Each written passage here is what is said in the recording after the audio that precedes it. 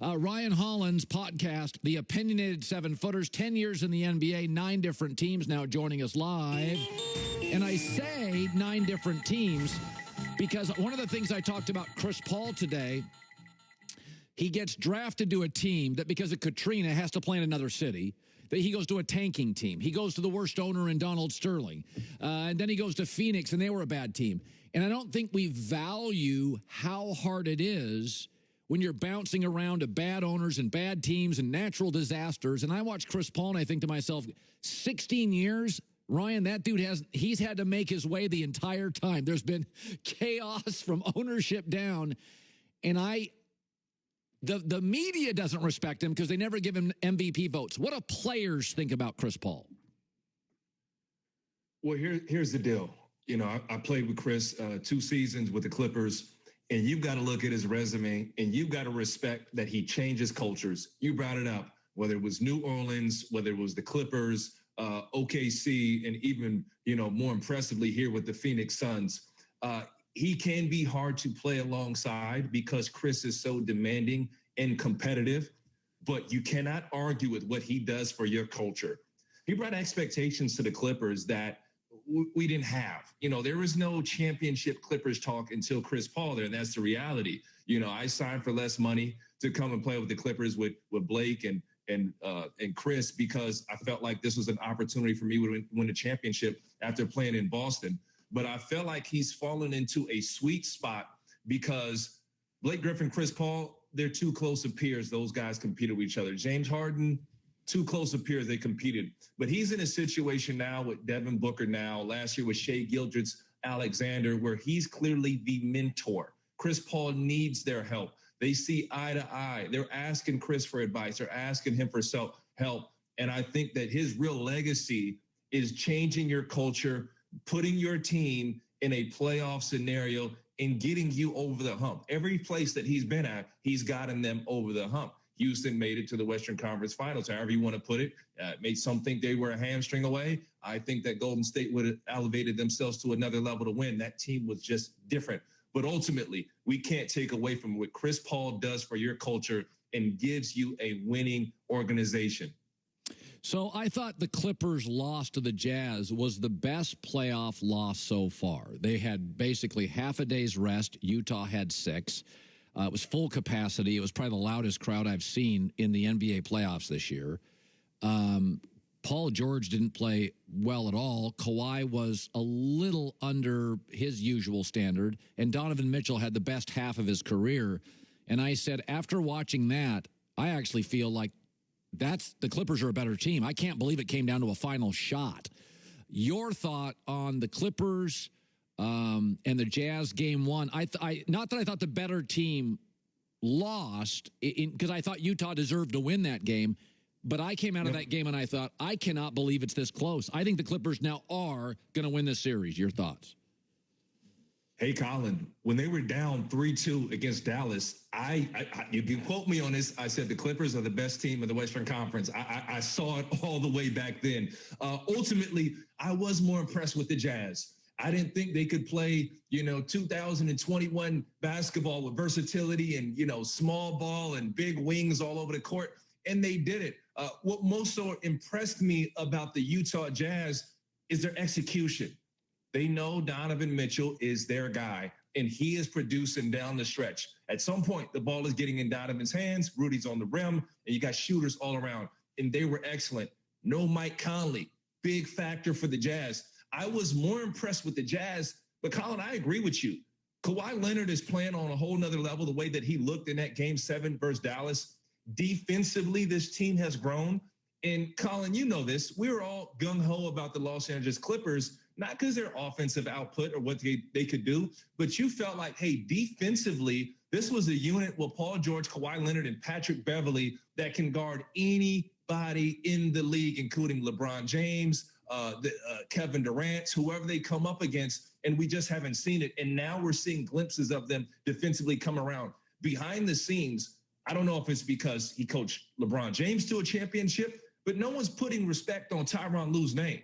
Tyronn Lue is a championship coach, was a championship player, and I watched him make adjustment after adjustment against the Dallas Mavericks. And Rick Carlisle, coach, I also played for Ty Lue, played with Rick Carlisle. Rick Carlisle's a evil genius behind the scenes making adjustments. That's as good of a coach as you can get. But Tyronn Lue played the chess match with him. And that's something, Colin, that I felt like the Clippers were missing, but they bought into Ty Lue from what I see. And I agree with you. I talk about a team that doesn't get a lot of talk because we feel that Brooklyn is the best team in the East and they're rolling over Milwaukee. And the team is Philadelphia. You, of course, had Doc Rivers as a coach. I said this yesterday. I remember asking Tony Gonzalez, the Hall of Fame football player, tight end. I said, how many players were as committed as you? Like really, truly committed, like Russell Wilson committed, Tom Brady committed. And Tony Gonzalez said, about 3%. I was just floored. And I was talking about this with Joy yesterday, is indifference, I can't live with it. Joel Embiid may have issues. He cares so deeply. He is so passionate. And I watch Ben Simmons, and I got to tell you, I see a lot of Hollywood. I see indifference. His game doesn't get better. And if Doc can't motivate you, I do. I look at Philadelphia now, and I said it yesterday. I was always a Ben Simmons guy. I don't think you can solve indifference, Ryan. You played in this league 9 teams, 10 years. Where do you go with Ben Simmons? He hadn't worked in his shot in 4 years. Not going to start tomorrow. Colin, I called it a long time ago. First off, I want to put this out there. I love Ben Simmons. He's going to be an all-star for a very long time in the league. But I remember on your show, you compared him to Magic Johnson, and I threw up in my mouth. Okay? That's all due respect. The reason I say that is not that he doesn't have LeBron James-like talent or Magic Johnson-like talent. It's that the game comes too easy for him.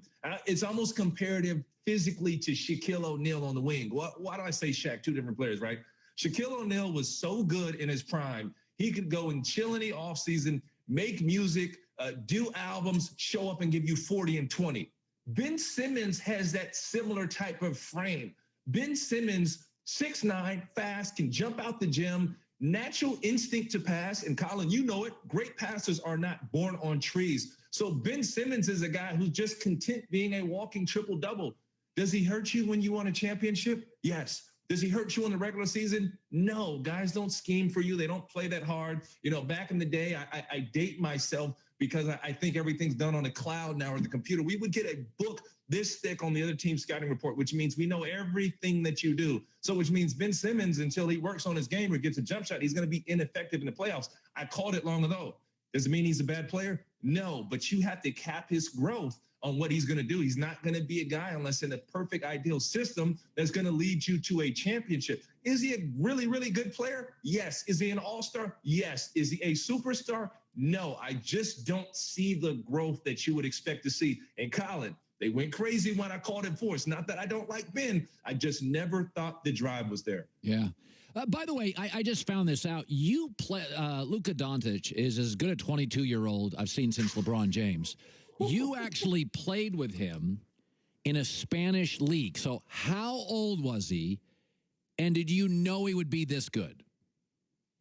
I did. And the one thing about the Spanish league, we have to understand the nuances of overseas basketball versus NBA ball.